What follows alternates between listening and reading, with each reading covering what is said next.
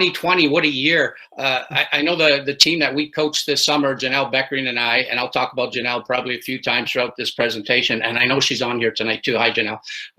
But we often referred to our summer season in 2020. I mean, it was a mess. It was our chicken salad season. We were constantly trying to make chicken salad out of that other chicken stuff just to try to make things work out. But what I want to do tonight is build on what Mike was talking about with regards to building a style of play for kids, and now looking at how we establish a style of play for older players. In the last 5 years, Janelle and I have been coaching a high school age girls team, and we apply pretty much all of these concepts. And one of the first concepts we like to use all the time is explode, explore, and execute. We refer to that as E3. Mike McKay from Canada Basketball wrote a really cool article on explode, explore, execute. If you want a copy of it, let me know. Make a note in the chat room there if you want, and we'll get you a copy sent to yourself. Or send me an email directly. I'll give you my email here in a little bit. But one of the main things is pace. We play with speed. Like every opportunity we get, we play with pace. And we're constantly saying that to our kids is pace, quicker, faster, more speed. And the more often they can play with speed in practice, initially, the more mistakes they're going to make. But as your season goes on and when you get into games, they just play fast and make really good decisions. So pace important. Mike talked to you about B1, E2. Every single player is responsible to beat one defender. We don't care who it is. And we tell that to our kids. If you have the basketball, you are responsible to beat one defender. When you engage a second defender or there's help defense, you become a passer. You're not allowed to go B1, B2, B3, B4. You can't beat everybody and go one-on-one, one-on-two, one-on-three all day long. That's being a ball hog. So once you've beaten one defender, you engage another, pass the ball. And C4 is see your four teammates. I'm going to talk tonight about some other single gap actions. Mike had some, I'll give you some more double gap actions. And once you get these things in place, once your concept of explode, explore, execute is in place, you've got a number of single gap and double gap actions in place, then it's time for your kids to make decisions. Let's look at that explode, explore, execute just a little closer. Explode happens immediately. When we get the basketball, could be a steal, could be whatever, we go immediately. And we use pace, we use speed, we try to sprint. As Mike mentioned earlier, Canada Basketball refers to rebound and goes. Whoever gets a rebound, go. We don't make outlet passes anymore. It takes too long. And oftentimes you have a guard standing still in an outlet area, calling outlet, waiting for a pass, while everyone else is either running down floor or getting back on defense. That's lost time and a lost opportunity. So rebound and goes, whoever gets a rebound, they have to dribble.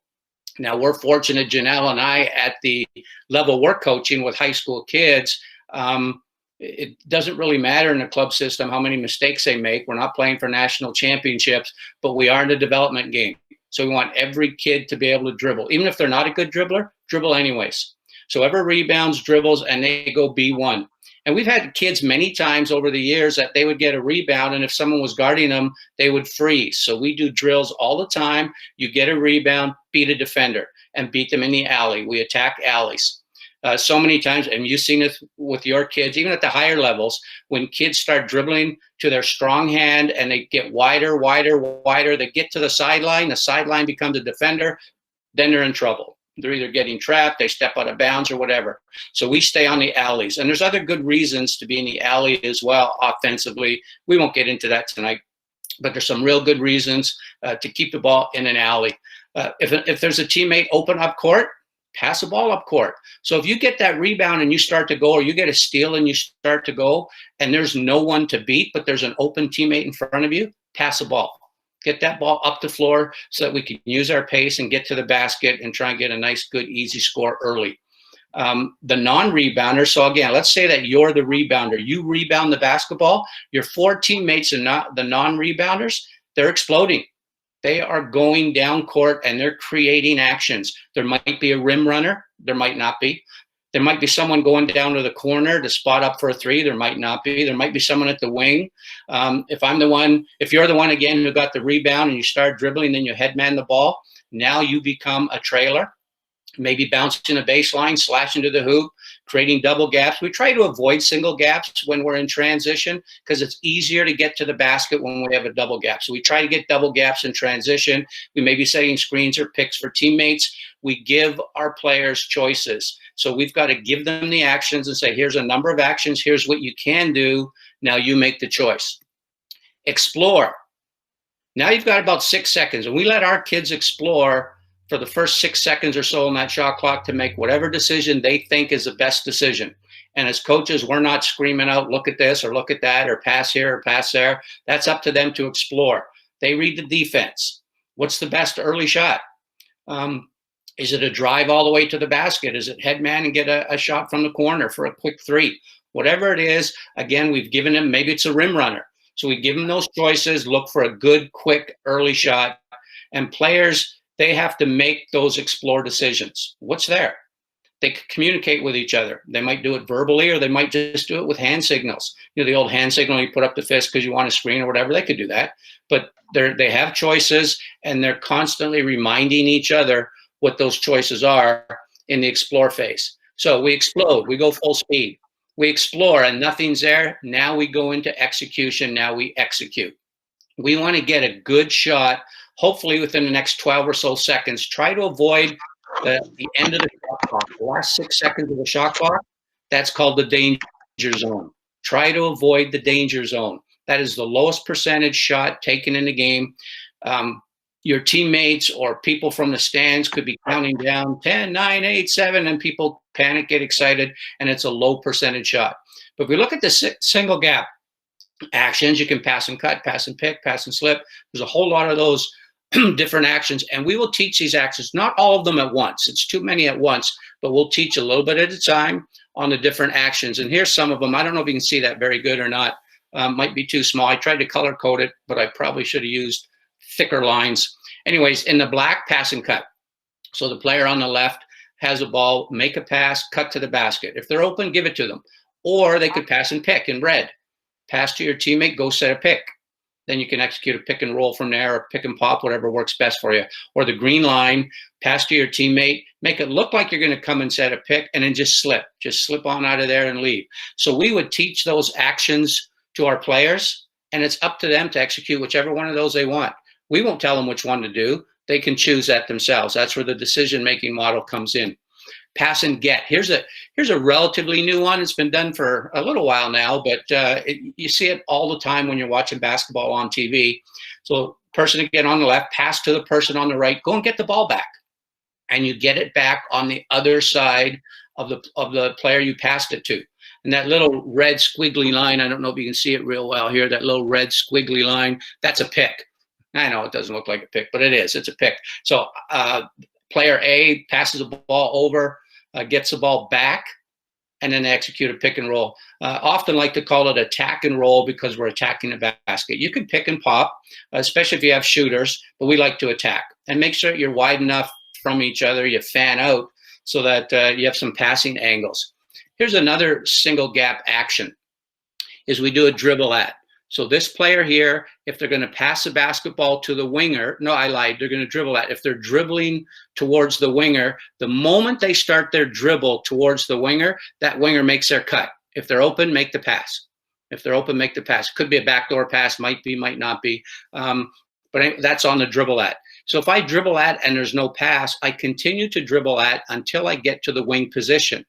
The winger, when they cut, gets their head under the basket. Mike talked about that earlier. Then you exit. Exit to the corner if it's available, or exit to the holding spot.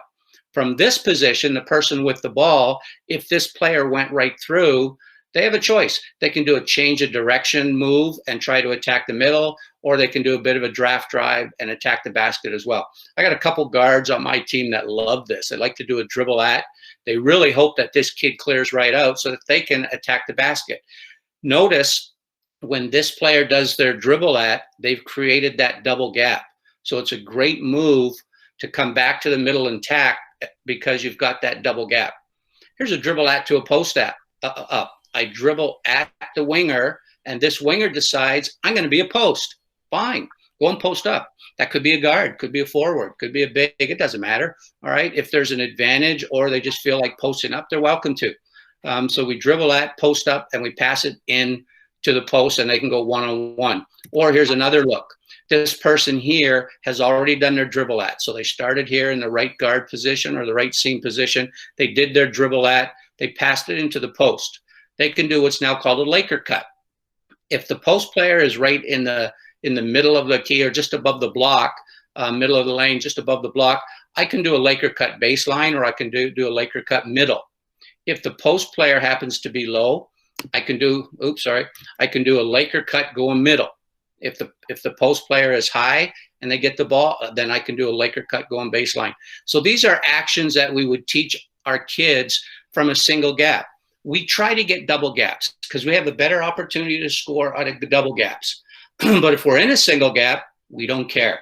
Execute your single gap actions and we'll get a double gap, or we'll get a good opportunity to score.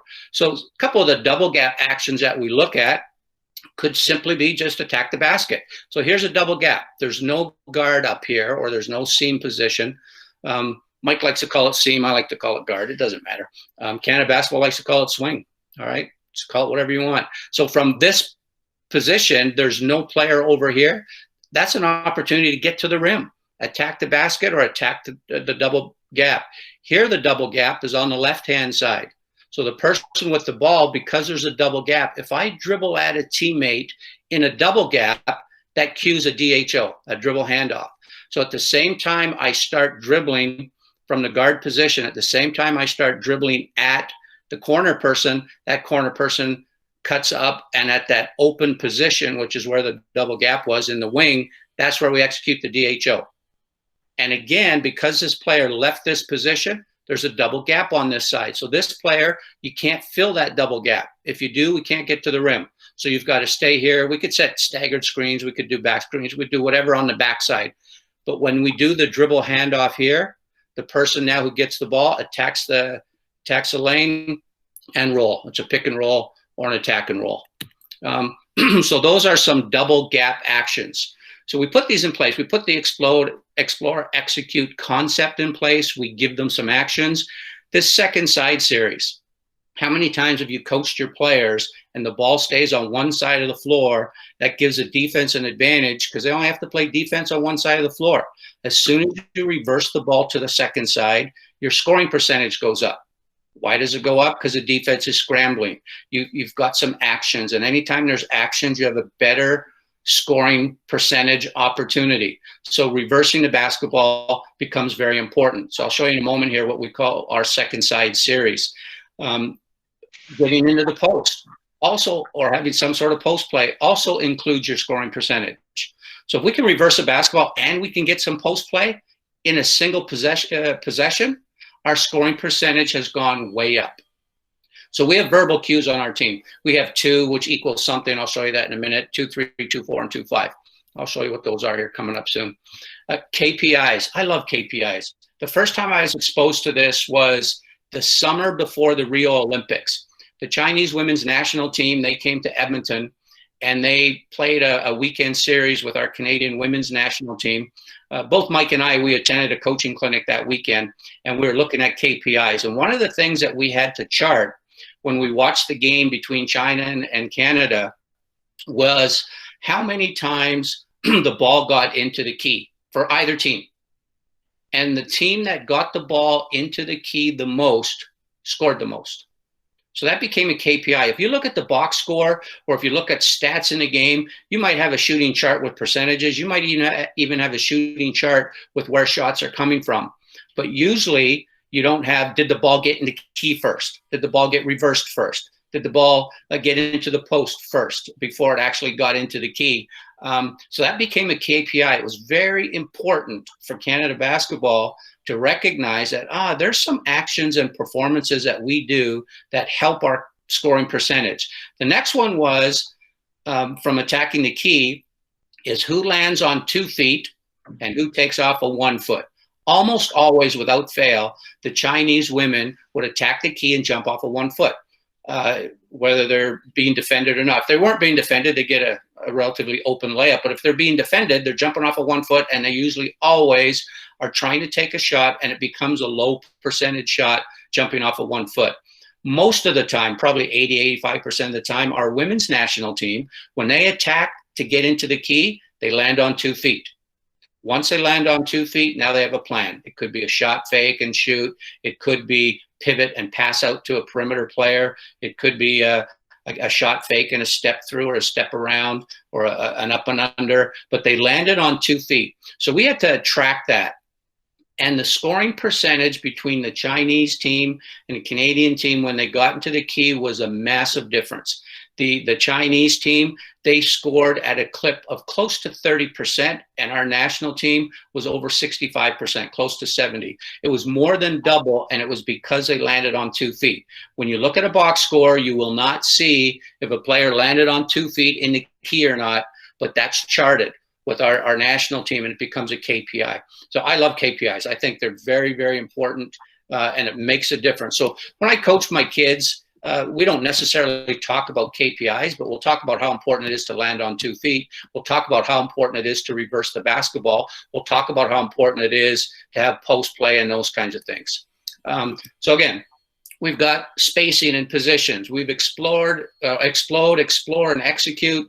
We have single gap actions and double gap actions. We've gone over a second side series. As a coaching staff, we know what the KPIs are, and we need some sort of presence. Now we're ready for our players to start making decisions. They can make decisions earlier on some things, but now we're putting the package together so that when they come through explode, explore, execute, they've got a really good package that they can use. Here's a technique that I started using, Janelle and I started using a few years ago. I think this is probably the best technique that helped with decision making for my athletes in the last few years, and it's the ABCD debrief technique. A is something you agree with. What worked well? And it has to be something positive. What was good? B is a teammate has to build on whoever mentioned something about what they agree with. C is a challenge, what went wrong, and D is deeper. And here's how we usually do that. When we have a mini scrimmage in practice, and I'm going to talk about that in a moment here as well. When we have a mini scrimmage in practice, or after some drills are completed, we'll ask our players to do a debrief.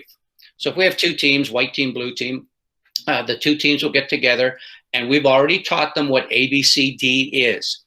They usually only have time for ABC because we will do a debrief for only 45 seconds. That's how long a timeout is in a game. That's how long we'll do a debrief in practice. And so 45 seconds isn't a long time to go through ABCD, so we often refer to it as ABC. You must start with something you agree with. What went well during that mini scrimmage? And the teammate has to build on it and say why something went well. I went here, I went there, created a double gap, whatever it was, so that they're getting an understanding of what they're doing. And then they can talk about what went wrong. What was a challenge? What needs to be corrected? How are we going to fix it?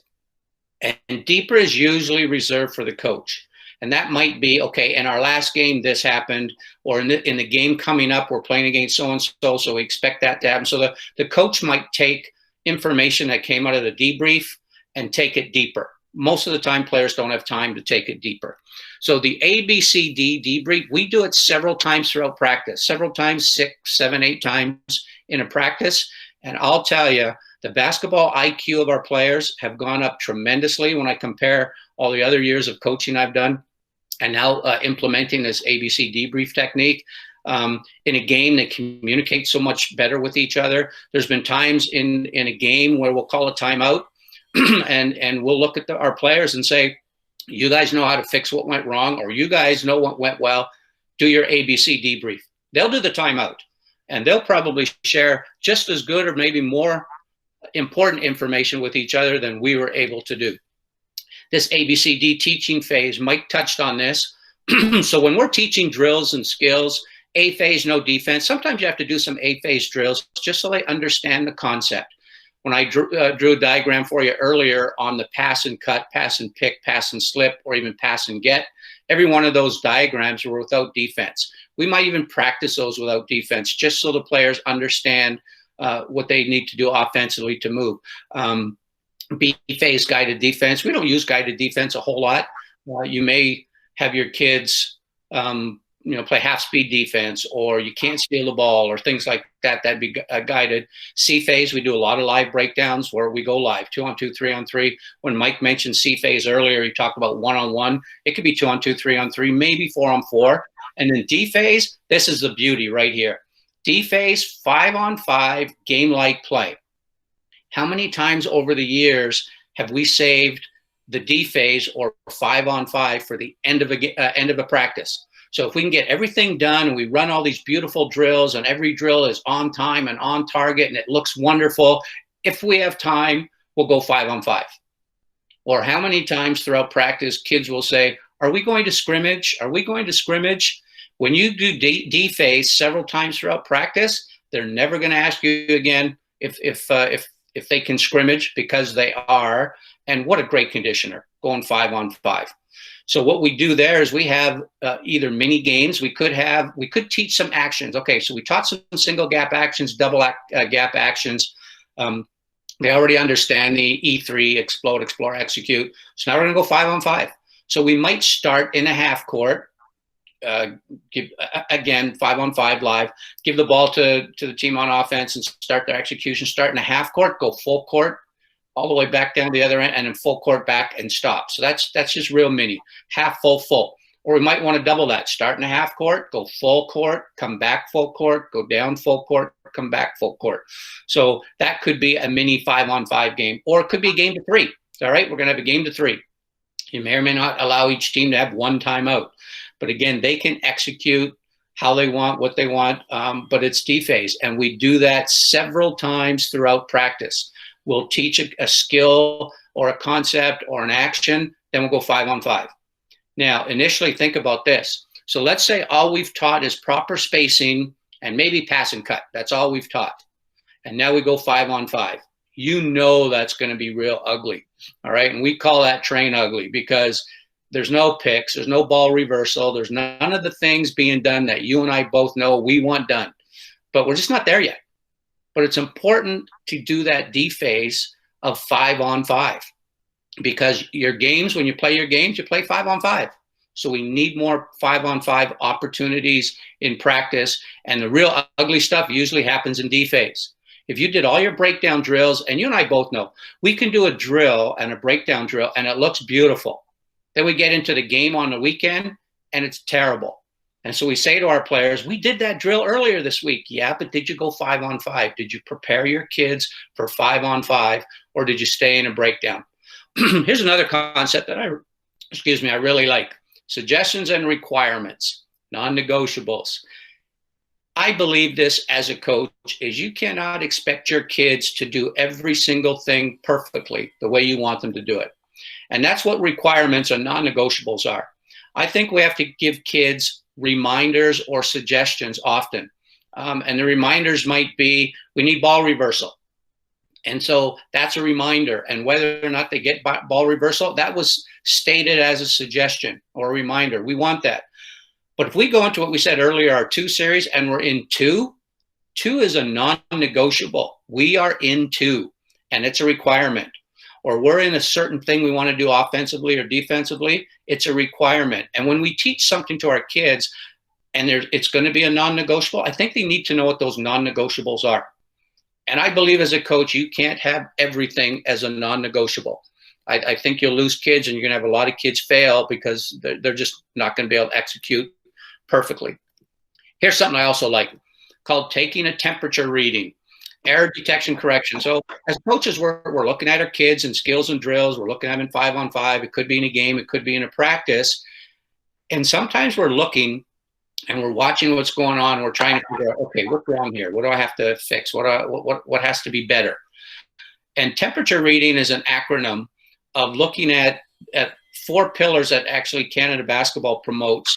The technical, tactical considerations, which are basketball skills. So it could be a technical thing. It could be a tactical thing that needs to be fixed or corrected. It could be something that's emotional or social. A kid just had a terrible day, or there's a breakup of some sort with a partner or a family member or whatever. So they're not in a very good emotional state when they come into a practice or a game. It could be mental considerations, just being focused and dialed in, or physical considerations. Maybe they're up all night. Maybe they're not eating well. They haven't had enough fluids during the day. So when we're looking at correcting errors that need to be corrected and we take a temperature reading, I just find that that acronym is a real nice way to remember the different aspects that we should consider when we're looking at corrections. Canada Basketball and the NCCP, they refer to their referent model, and there's a whole lot of stuff that they have that does the same things. I think this helps simplify it a little bit and helps us remember. This is Canada Basketball's gold medal model, and if you look at the 4 pillars, there's the basketball one, which is technical, tactical, the physical, the social, emotional. I changed them around, so it's emotional, social, so it becomes an acronym, and then mental. So these are all, it all fits in with long-term athlete development and Canada Basketball style of play as well. Do I want to do this? Yeah, sure. When we're coaching our players, we're not just coaching basketball skills, we're also teaching athletic skills, fundamental movement skills, often referred to as the ABCs: agility, balance, coordination, speed, or in the long-term athlete development model, they refer to the 5 S's: strength, speed, stamina, suppleness, and skills. So when we're developing our athletes, we have to make sure that we're also doing athletic development. Running lines, yeah, I'm not a big guy for running lines. Back in the old day, I ran my share of lines as a conditioner. But I find now we go to D phase and we do a lot of 5-on-5 in practice. Oh, what a great conditioner. Kids get tired and they get all the conditioning they need by playing 5-on-5, which is much better than running lines. This peak height velocity, there's a neat little chart. Now, I don't know if you can see this real well or not, but if you look at the age of an athlete, and this is years and decades of research that's put into this kind of thing. If we look at young kids, Mike earlier was talking about the U11s, they're in a real skill window. Like this window for skills, that's when you want to really be teaching skills to kids. That's an optimal developmental window for kids to learn that. To learn skills. So when Mike was talking earlier about his presentation, he's in a skills window. So you got to be able to do those skills with the young kids. That's where they're going to get them. And Reagan even mentioned, boy, the development of young kids makes such a difference when they get to college or university. That's up to us in the developmental business to make sure we're aware of these windows. Here's one I like: speed. So young kids, 6, 7, 8 years of age, that's when their first window for speed development is, and they have a second window for speed development. I think that's incredibly important. I have 2 granddaughters right now who are 7 years old, 8, they might have turned 8. No, they're 7. No, they could be 8. Anyways, my daughter is aware of the fact that their daughters were in a speed window, and they worked on little fun speed drills all the time. They would race down the street, they do little relay races, and they knew that they were doing that because they were in a speed window. And then when those kids hit their next speed window, it's up to us as coaches to make sure we do speed drills in practice when they're in that window especially. Doesn't mean you don't do speed drills over here. It means they're in a window. That's when you want to do them. So this kind of information is very, very valuable.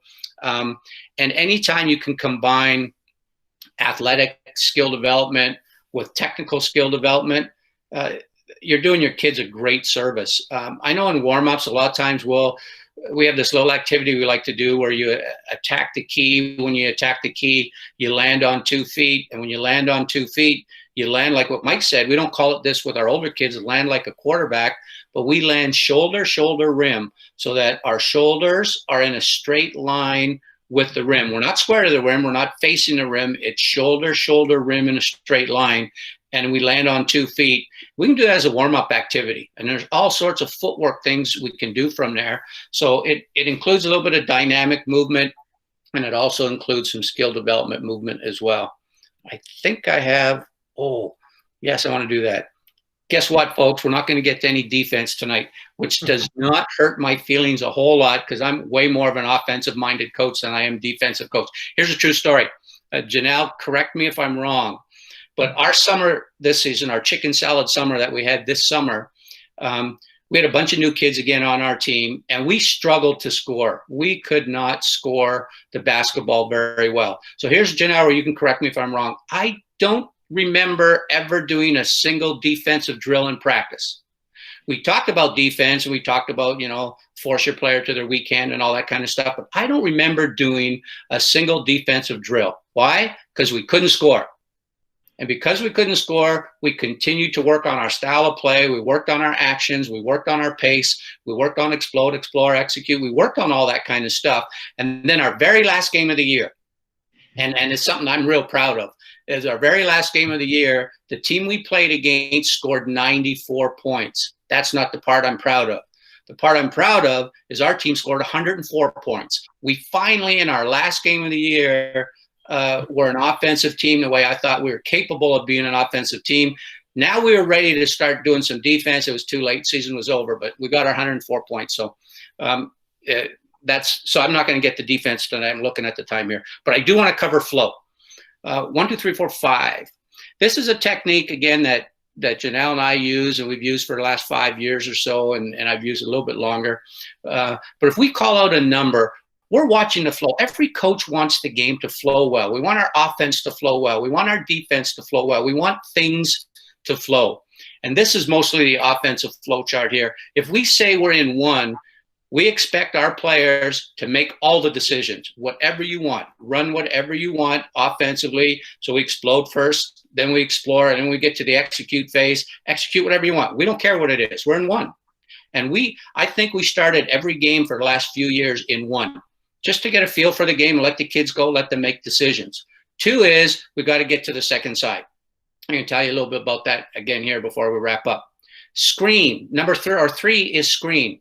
There are 2-letter E's in the word 3, and there are 2-letter E's in the word screen. So anytime our players hear us say 3, they know we got to set some screens or picks. A ball screen is referred to as a pick, but it doesn't fit 3 real well. So 3 is still with a screen. So ball screen, or it could be a screen for a teammate. 4 is 4 down. I'll show you what that is in a minute.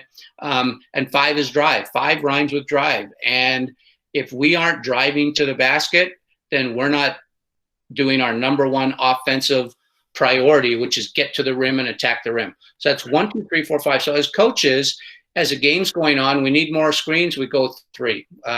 We want a good one-on-one play, which is our 4 down. Here it is right here. So this player with the basketball has it up top. A good one-on-one player or an advantage situation. It could be our biggest player is being defended by their biggest player, and their biggest player is non-athletic.